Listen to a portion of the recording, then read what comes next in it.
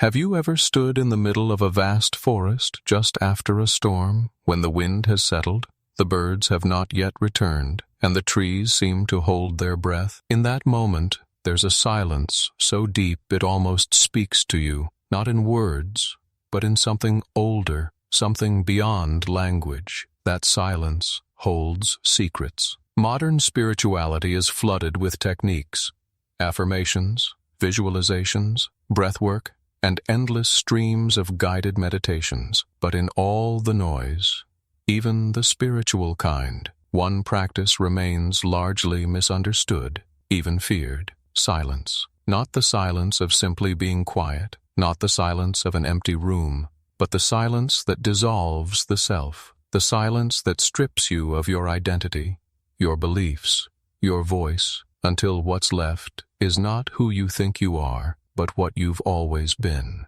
This is not poetic exaggeration. Silence, true, sustained, intentional silence, is not a passive absence of sound. It is a presence, a force, an intelligence. And for millennia, it has been revered as the most direct path to inner transformation. From Himalayan caves to desert monasteries, from the teachings of Lao Tzu to the practices of the Desert Fathers, silence has never been just a lack of speech. It has been a gateway, a portal to the divine, a mirror so pure that when you peer into it, the illusion of ego begins to dissolve. But why? Why is silence so potent, so feared, and yet so profoundly healing? In this video, we'll journey through the ancient roots of silence as a spiritual path. We'll uncover the esoteric philosophies that point to silence as the highest form of prayer. We'll explore the mechanisms through which silence transforms consciousness, and we'll end with powerful, practical methods to integrate silence into your own life, even if you live in the middle of a noisy city. This is not about escape. This is about rise. Return to presence. Return to truth. Return to the soundless depth that has always been inside you, waiting to be heard. Silence has always been more than the absence of words. It has been a spiritual force recognized across time, across cultures, and across dimensions of human consciousness. The deeper you trace the history of mystical traditions, the more you find that the greatest teachings were not spoken, but transmitted in silence. In the ancient Vedic traditions of India, the most sacred knowledge, Paravidya, was considered too subtle for language. The Upanishads, those cryptic philosophical dialogues that underpin Hindu spirituality, often fall into deliberate silence at the height of their discourse. When a student presses the guru for the ultimate truth, the teacher sometimes responds not with an answer, but with stillness. The idea is profound, that truth cannot be taught. It can only be realized, and realization begins where language ends. In the yogic system, there is a concept known as mauna, the practice of silence. Far from being mere quietness, mauna is a discipline of inner restraint, a conscious withdrawal of energy from speech so that it can be redirected inward. Great sages like Ramana Maharshi rarely spoke. When visitors came with burning questions about God, life, or the self, Ramana would sit in silence, not out of indifference, but because his silence was the answer. Those who were truly listening would find that in his silence, something awakened in them. In Taoism, silence is inseparable from the Tao itself. Lao Tzu wrote, "He who knows does not speak. He who speaks does not know." The Tao, being the source of all things, cannot be captured in words. Like a vast sky beyond the clouds of thought, it is only known through direct experience, and silence is the sky. Christian mystics, too, held silence as sacred. The Desert Fathers, early Christian hermits who fled into the Egyptian wilderness in the 3rd century, believed that silence cleansed the soul. They withdrew from the world not out of disdain for humanity, but to strip away the noise of ego, to dwell in communion with the divine. For them, silence was not merely a retreat, but a purification. The Sufis, the mystics of Islam, speak of samt, the sacred silence that allows the heart to listen to God. In the poetry of Hafiz and Rumi, the beloved is often encountered not through shouting or supplication, but through surrender into stillness. Rumi wrote, "Silence is the language of God. All else is poor translation." Even in indigenous traditions, from the shamans of the Andes to the medicine people of North America, silence is honored, not as a void, but as the womb of wisdom. In ceremony, there are often long moments of deliberate stillness, allowing the unseen world to enter, to speak without words. Across all these traditions, one truth echoes. The ultimate reality, whether called God, Brahman, the Tao, or the Great Spirit, is not a being to be spoken about, but a presence to be entered into, and the doorway is silence. But why is this so? Why is the voice of truth so quiet? Because silence bypasses the intellect. It dissolves the layers of identity, expectation, and belief. Language builds the ego. It defines, separates, categorizes. But silence? Silence unifies. It is the natural state beneath the noise of thought. And this is why, historically, silence was reserved for initiates.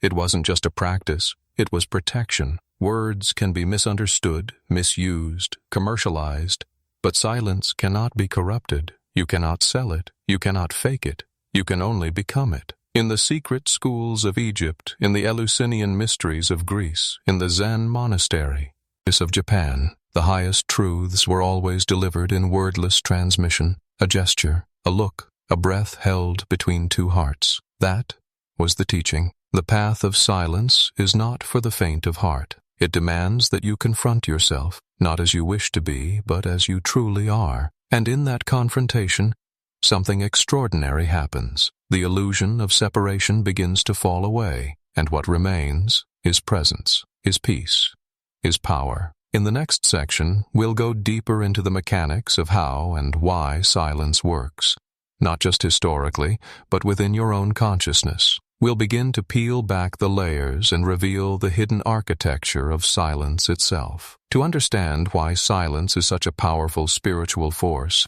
we must first recognize a simple yet often overlooked truth. Most of what we think of as ourselves is noise. Thoughts, emotions, identities, labels, judgments, they create a constant mental soundtrack. From the moment we wake up, an inner voice begins narrating what we need to do, who we need to impress, what we regret, what we fear. This inner monologue becomes so familiar, so persistent, that we start to believe it is us. But silence, true, radical silence, doesn't just quiet the room. It quiets that voice. And when that voice begins to fade, something strange happens. There's still awareness. There's still presence. But it isn't attached to a name, a story, or a thought. This is where the real work begins. In many spiritual teachings, especially within the non-dual traditions like Advaita Vedanta or Zen Buddhism, silence is not merely a tool, it's a pointer to your true nature. Because silence is not something you do, it's what's left when you stop doing. Imagine a glass of muddy water. If you keep stirring it, thinking, analyzing, speaking, the water remains cloudy. But if you leave it alone, the mud settles. Cloud, arity returns on its own. Silence is that stillness that allows the mind's sediment to settle. It doesn't fix anything. It reveals what was always beneath. The mind resists this. It fears silence. Because in silence, the mind begins to lose its throne. It cannot maintain control without language. The ego cannot survive without the narrative. That's why when you first sit in silence, even for 5 minutes, discomfort arises. Thoughts become louder. Restlessness appears. The silence feels oppressive. But this is not a flaw. It's the purification process. It's the mud rising before it sinks. In neuroscience, studies have shown that silence activates the brain's default mode network, the same system involved in introspection and self-awareness. But beyond the biology, there's something far more mystical happening. When the chatter stops, the field of awareness becomes perceptible. Not what you're aware of, but the fact that you are aware at all. This is what mystics have always pointed to. The silence isn't empty. It's full of presence, a presence that watches the thoughts, the breath, the body, without judgment, without preference. This presence is you, the real you. We tend to think of silence as passive, but it's not. It's dynamic. It's alive, in the same way that darkness is not the absence of light, but a canvas upon which stars are born. Silence is not the absence of sound, but the womb in which consciousness awakens. The Taoists spoke of this with poetic precision. The Tao, they said, is the space between all things. It is never seen, never touched, but it holds all things together. In silence, we begin to feel that space, between breaths, between heartbeats, between one thought and the next. And once we become intimate with that space, everything begins to shift. We stop reacting. We start listening. We begin to act not from compulsion, but from clarity. In spiritual practice, this is known as moving from reaction to response. Reaction is mechanical. It comes from conditioning. Response arises from stillness, from presence. And this is what silence teaches us: to dwell in that pause before action, to live from awareness rather than automation.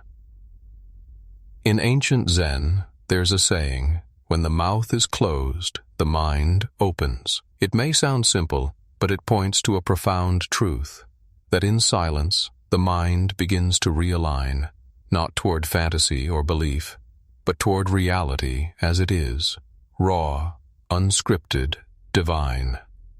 If the first encounter with silence feels like stillness, the second reveals something deeper, a presence that listens back. This is the secret few speak of, that in silence you are not alone. You're not merely sitting in absence. You're entering into communion, a dialogue with the invisible.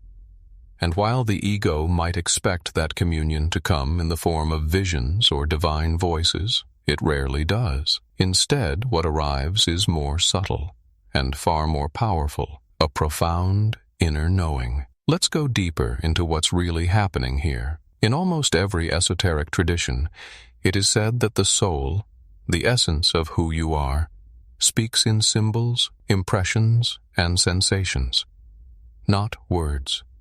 Words belong to the intellect, and the intellect is a translator, not a source.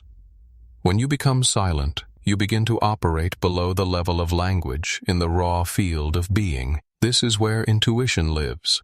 This is where divine instruction arises, not as commands, but as certainty, a calm, centered yes or no that doesn't need justification. The ancient Egyptians referred to this as the voice of the heart and believed that it could only be heard in the stillness of the inner temple. In Hermetic philosophy, silence is associated with the element of ether, the invisible quintessence that connects all planes of reality.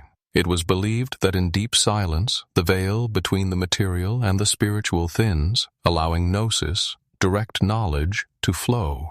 Modern science is just beginning to graze the edges of this truth. Quantum physicists now acknowledge that at the subatomic level, the universe is not a collection of solid particles, but a dance of vibrations occurring in a field of potential. And what is vibration without contrast, without silence? Vibration is meaningless. Sound needs silence the way stars need night. In this way, silence is the canvas upon which reality expresses itself. And this is why silence is healing. It is not just mentally relaxing, it is energetically reorganizing. When you enter profound silence, your energetic field begins to harmonize. The nervous system unwinds. The trauma stored in the body, held in tense muscles, erratic breath, fragmented thought, begins to melt. You don't need to do anything. Silence does the work. Like sunlight falling on a wound, the presence of silence allows restoration without effort. This is also why prolonged silence, as practiced in retreats, monasteries, and vision quests, can feel overwhelming at first. All the suppressed material begins to rise. Emotions you thought were long gone return. Old memories surface. But this is not a failure. It is the silence working through you, pulling buried energy into the light. It is an alchemical process, and just like in ancient alchemy, where the prima materia, the raw, chaotic substance, must be refined through fire and stillness to produce gold, so too must our inner chaos be transmuted. Silence is that crucible, the still fire that refines the soul. Now consider this. Most of your energy throughout the day is spent managing noise, external and internal. Conversations, notifications, plans, anxieties, roles. This constant engagement fragments the psyche. Silence, however, gathers that scattered energy and returns it to its source. It unifies. When a person begins to develop a regular practice of hence, even just a few minutes a day, something begins to shift. Their presence deepens. Their words become fewer but more impactful. Their decisions feel guided, not forced. They become less reactive, more centered. It's as if they are tuned to a different frequency, a frequency that does not originate from thought, but from stillness itself. And this isn't just mystical fluff. You can feel it in people. Those who have spent time in silence carry a weight, not heaviness, but depth. They don't need to speak to command a room. They radiate something the world is starving for. Stillness in motion. Silence, ultimately, is not about withdrawal. It's about return. Returning to your natural state before the world told you who to be. Before the narratives, before the noise, before the fear. And when you live from that place, your very existence becomes a teaching. Your life becomes the voice. Not loud, not demanding, but clear and true and utterly unshakable. In the next section, we'll explore how to practice this. We'll go into techniques for invoking silence, even in the midst of modern chaos, and how to make it a living, breathing part of your daily spiritual path. By now, the depth of silence as a spiritual force is clear. But the question becomes, how do we bring this ancient sacred practice into the chaos of modern life? How do we invite the stillness of temples and monasteries into a world filled with buzzing phones, relentless schedules, and the constant hum of distraction? The answer is not an escape. It's an integration. Silence is not a place. It's a state. You don't need to travel to the Himalayas. You don't need to renounce your life. You need only to begin with a choice, a decision to listen more deeply. Technique 1. Sacred silence sessions, 10 to 15 minutes daily. Set aside 10 to 15 minutes a day where you do nothing. No music, no mantra, no visualization, no journaling. Sit upright, relaxed, eyes closed. Let your attention rest on your breath, but do not manipulate it. Let it be. As thoughts arise, and they will, don't follow them. Don't resist them either. Simply allow them to pass, like clouds across the sky of your awareness. You are not trying to silence your thoughts. You are learning to be silent with them, to be the stillness behind the storm. This is not easy. At first, it may feel boring, pointless, even frustrating. But if you stay, if you endure the discomfort, a shift begins. A quieting that isn't forced, but natural, organic. And in that quiet, something ancient wakes up. Technique 2. Mauna practice. Conscious speech fasting. Mauna, the yogic practice of intentional silence, can be adapted for modern life. Choose 1 hour each day, or a full day each week, where you refrain from speaking unless absolutely necessary. No small talk, no explanations, no reactions. It's not just about being quiet. It's about observing what rises when you don't speak. You may notice how often your words come from impulse, anxiety, or the need to fill space. Mauna reveals the ways in which speech becomes a mask and what it feels like when you take that mask off. In that quiet, your inner world becomes more transparent, and you begin to speak more deliberately, with presence, not performance. Technique 3. Silence in motion. You don't have to be still to practice silence. You can bring it into walking, driving, even washing dishes. The key is attentive presence. Put away distractions. Let the moment unfold without narration. Feel each step, each movement, each breath. This is active meditation, becoming so absorbed in the simplicity of being that the mind falls away. The more you practice this, the more your life becomes a moving meditation. Silence is no longer a destination. It becomes your companion. Technique 4. Digital fasting. Silence also means withdrawing from the psychic noise of the digital world. Try a weekly digital Sabbath. No social media, no news, no scrolling. Instead, take a walk without your phone. Read a sacred text. Sit in nature. Listen to the wind. Let your nervous system remember what it feels like not to be pulled in 1,000 directions. These moments are not luxuries. They are medicine. Facing the challenges, silence is confronting. When you remove the distractions, the buried emotions rise. That's the doorway, not the obstacle. If grief, fear, or restlessness surface, welcome them. Feel them fully, but don't feed them with thought. Breathe, stay, let silence hold them. Over time, what once felt unbearable becomes sacred, because you begin to realize you are not your thoughts. You are not your pain. You are the stillness watching them, and from that place, everything begins to realign. You begin to speak less, but say more. You begin to act less, but move with deeper purpose. You become rooted, present, awake. Silence doesn't ask you to change your life. It asks you to show up for it, fully. Just a few minutes a day, practiced consistently, can create a ripple effect. It restores the rhythm of your soul. It sharpens intuition. It softens the heart. And slowly, the noise of the world loses its grip.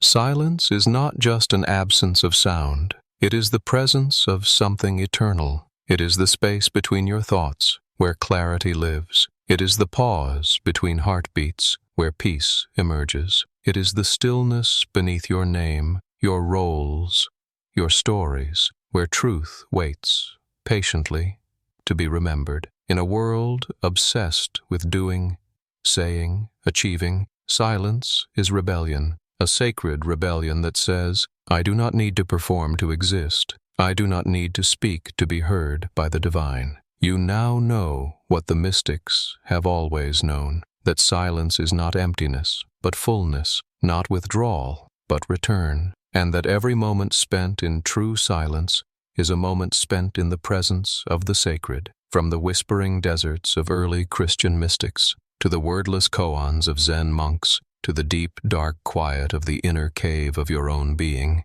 silence has always pointed to the same doorway, the same truth, the same home. So now the question becomes, will you listen? Not to me, not to another teaching, but to that which is already within you, older than memory, deeper than thought, and closer than breath. Try it, even for a few minutes today. Turn off the noise, put down the mask, sit, breathe, let the silence rise. You may be surprised to find it's been waiting for you all along. If this video resonated with you, take a moment today to step into silence, even if only for a few breaths. And if you felt something stir within you, let us know in the comments, not with noise, but with truth. Until next time, stay still, stay awake, and listen.